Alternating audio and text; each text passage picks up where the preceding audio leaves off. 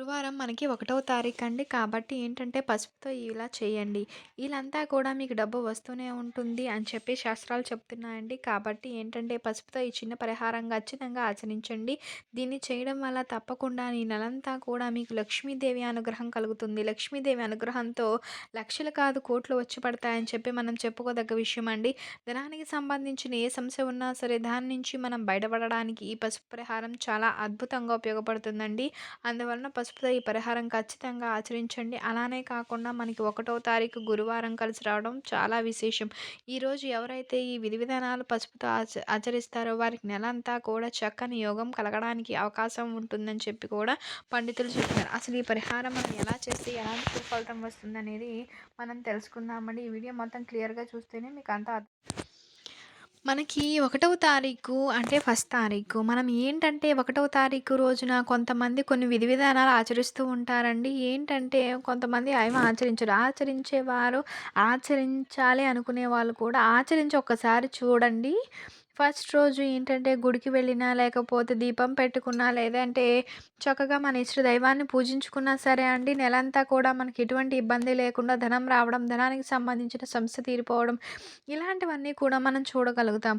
మనం ఏంటంటే చాలా వరకు నెల మధ్యలో కానీ, నెల చివరిలో కానీ ఇబ్బందులు పడుతూ ఉంటాం. ధనానికి సంబంధించింది కానీ, ఇంక ఏ రకంగా అయినా సరే కూడా మనకి బాధ కలుగుతూ ఉంటుంది గదా! అలాంటి వారు ఏంటంటే ఒకటవ తారీఖు చక్కగా గుడికి వెళ్ళి ఒక ఇద్దరికి ఏదైనా సరే దానం చేయడం, ఆ లక్ష్మీదేవిని ఆరాధించుకోవడం ఇలా చేసుకోవాలండి. ధనానికి ఆదిదేవత లక్ష్మీదేవి. కాబట్టి లక్ష్మీదేవి అనుగ్రహం ఉంటేనే కదా డబ్బొస్తుంది.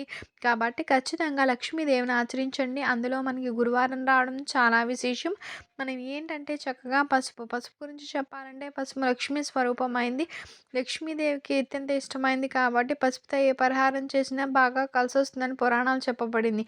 శాస్త్రాల ప్రకారం పసుపు శుభసూచకమండి.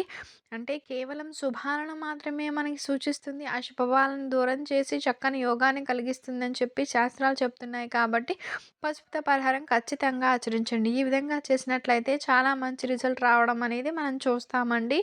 మీకు బాగా డబ్బు రావాలి అన్న, డబ్బుకు సంబంధించిన సమస్యలు తీరిపోయి చక్కని యోగం ప్రాప్తించాలన్నా సరే పసుపుతో ఈ పరిహారం చేయండి. అంటే పసుపు కొమ్ములుంటాయి కదా! వాటితో ఈ పరిహారం ఆచరించండి. అలా ఆచరించినట్లయితే చాలా మంచి రిజల్ట్ వస్తుంది. ముఖ్యంగా ఏంటంటే పసుపు మంగళకరమైనది కాబట్టి గురువారం రోజు అంటే ఒకటవ తారీఖు కాబట్టి ఏంటంటే తులసి మొక్క దగ్గర చక్కగా దీపారాధన చేసి తులసి చెట్టు చుట్టూ ప్రదక్షిణాలు చేసి చిటికెడు పసుపు అంటే లక్ష్మీదేవి యొక్క తులసి మొక్క ఉంటుంది గదా! దానికి సమర్పించాలి. ఆ విధంగా చేస్తే లక్ష్మీదేవి సంతోషించి కావాల్సిన సంపద మనకి ఇస్తుందని చెప్పి పురాణాల్లో చెప్పబడింది. ఆ తర్వాత ఏంటంటే మన ఇంట్లో పూజా కార్యక్రమాలు చేసుకుంటాం కదండీ!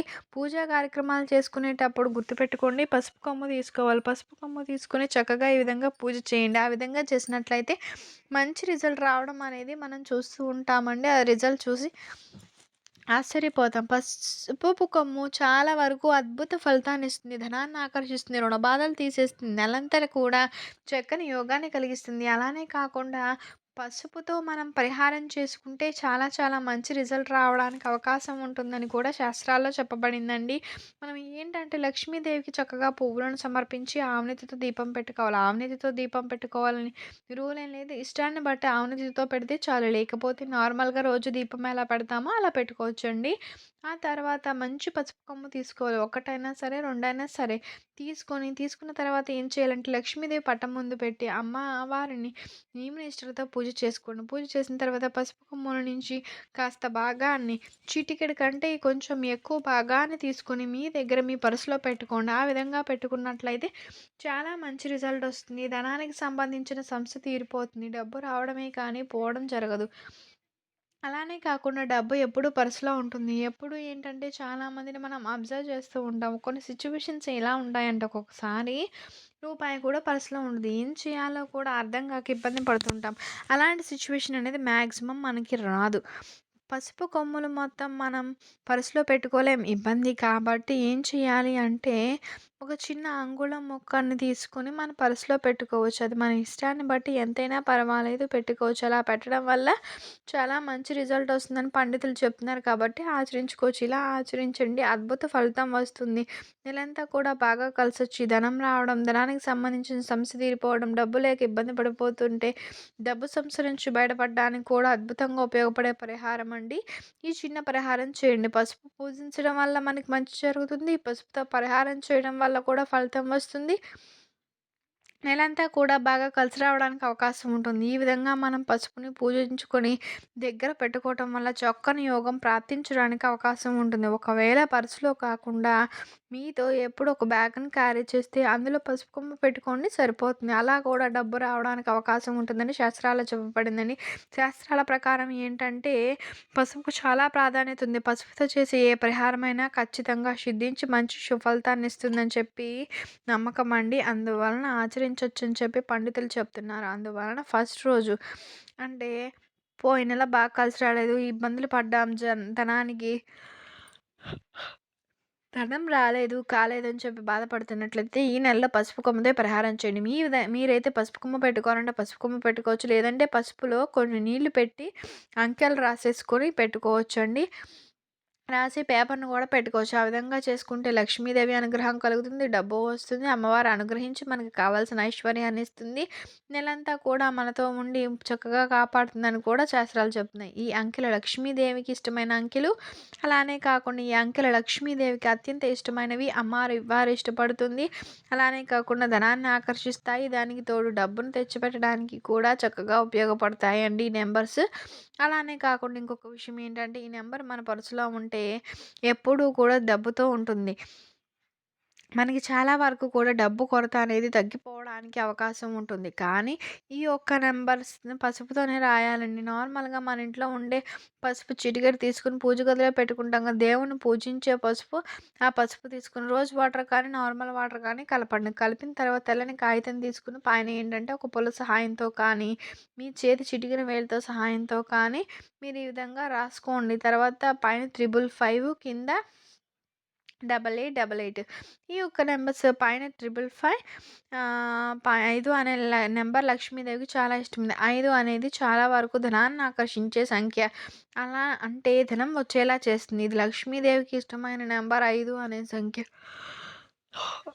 అలానే కాకుండా ఇంకో నంబర్ ఏంటంటే 8888 ఉంది కదా! ఈ 8888 అనే నంబర్ కూడా ఏదైనా సరే చెడు ప్రక్రియ జరిగితే ఆ జ రా ఆగిపోవడానికి, తిప్పికొట్టడానికి ఉపయోగపడుతుంది. ధనాన్ని తెచ్చిపెడుతుంది. ఈ 2 కూడా డబ్బును ఆకర్షించడానికి బాగా ఉపయోగపడతాయని పురాణాలు చెప్తున్నాయండి. ఈ నంబర్స్‌ని పసుపు కొమ్ము పెట్టుకున్నప్పటికీ కూడా ఇది పెట్టుకోవాలా అంటే పెట్టుకోండి. ఖచ్చితంగా ధనం వస్తుంది. ఇబ్బంది ఉండదు. డబ్బుకు సంబంధించిన ఈ ఈ సమస్యలు తీరిపోతాయి. ఆశ్చర్యపోతారండి రిజల్ట్స్ చూసి. నెలంతా కూడా పెట్టుకోండి. నెల అంటే కాదు ఎన్ని రోజులైనా సరే మనకి మంచి జరుగుతుంది. చెడు మాత్రం జరగదండి. ధనం రావడానికి అవకాశం ఉంటుంది. చాలా వరకు అద్భుతం చూస్తామని చెప్పి చెప్పుకోదగ్గ విషయం అండి. అందువలన చిటికెడు పసుపుని తీసుకొని అందులో కొంచెం రోజ్ వాటర్‌ని కానీ కలిపి వాటిలో చక్కగా నంబర్స్ రాసుకోండి. అలా 555 8888 రాసేసుకొని అది మన దగ్గర గనక పెట్టుకున్నట్లయితే జీవితం మారిపోతుంది. చక్కని యోగం ప్రాప్తించి ధన ద్వారాలు తెరుచుకొని చక్కగా ధనాన్ని ఆకర్షించుకోవడానికి ఉపయోగపడే పరిహారం అని చెప్పింది. ఆచరించండి. ఫలితం పొందండి. నెలంతా కూడా ఎటువంటి ఇబ్బందులు లేకుండా మీకుండే ఎటువంటి సమస్యల నుంచి మీరు బయటపడవచ్చు. ఇంకా అలానే కాకుండా వ్యాపారం చేసే స్థలంలో అండి. వ్యాపారం చేసే స్థలం అంటే ఏ షాప్స్ అయినా పర్వాలేదు. ఏవైనా సరే మీరు వ్యాపారం చేస్తున్నారు. నెలలో 10 రోజులు బావుంటుంది. 15 రోజులు అస్సలు బాగోదు. అసలు సాగనే సాగదు. ఎందుకో తెలీదు. ఏం జరుగుతుందో తెలీదు. ఇన్ని బాధపడుతూ ఉన్నట్లయితే గుర్తుపెట్టుకోండి. ఫస్ట్ తారీఖు రోజున ఏంటంటే మీది బట్టల షాప్ అయితే బట్టల షాప్ బాగా నడవాలి అని చెప్పి ఒక రూ. 11 పేదవారికి దానం చేయండి. అలా గనక చేసినట్లయితే వ్యాపారం బాగా సాగుతుంది. మీరు ప్రయత్నించండి కావాలంటే. ఒకటో తారీఖు రోజున మీ బట్టల షాప్ కానీ, కిరాణా షాప్ కానీ ఏదైనా సరే మీరు వ్యాపారం చేస్తున్నట్లయితే అది చిన్నదైనా, పెద్దదైనా షాప్ అయినా ఏదైనా సరే నార్మల్‌గా ఎక్కడ పెట్టుకున్న వ్యాపారం చేస్తున్నా సరే అండి. అక్కడ రూ. 11 పేదవారుంటారు గదా! చాలా పేదవారు వారికి తినడానికి కూడా నార్మల్ ఉండదు. చాలామంది రోడ్ల మీద చాలామంది తిరుగుతూ ఉంటారు కదా! అలాంటి వారికి ఏంటంటే మన యొక్క వ్యాపార స్థలం ఏదైతే వ్యాపారం ఉంటుందో దాని పేరు మించి రూ. 11 గనక మనం దానం చేస్తే మంచి జరుగుతుంది. శాస్త్రం కూడా ఇదే చెప్తుందండి. రూ. 11 మనం దానం చేయడం వల్ల నెలంతా కూడా అద్భుతాన్ని చూసి ఆశ్చర్యపోతామని చెప్పడం జరుగుతుందండి. దానం చేయడం వల్ల దేవుడు మనల్ని అనుగ్రహిస్తాడు. రూ. 10 దానం చేస్తే దేవుడు మనకి రూ. 20 ఇస్తాడు. కాబట్టి దానం ఖచ్చితంగా చేయండి. ప్రతి నెల కూడా మీరు మర్చిపోకుండా 1వ తేదీన వ్యాపారం చేసే ఏ వ్యాపారం చేసినా పర్వాలేదండి. ఆ వ్యాపారానికి సంబంధించి రూ. 11 దానం చేయండి. అలానే కాకుండా 1వ తారీఖే ఇవ్వాలా అంటే 1వ తారీఖు ఇవ్వాలని రూల్ ఏం లేదు. ఇష్టాన్ని బట్టి ఒక 2వ తారీఖు, 3వ తారీఖైనా ఇవ్వచ్చు. ఈ విధంగా చేయడం వల్ల ఫలితం వస్తుందని చెప్పడం జరుగుతుంది. అనుసరించండి. ఈ పరిహారాలన్నీ కూడా చక్కగా ఉపయోగపడేవన్నీ.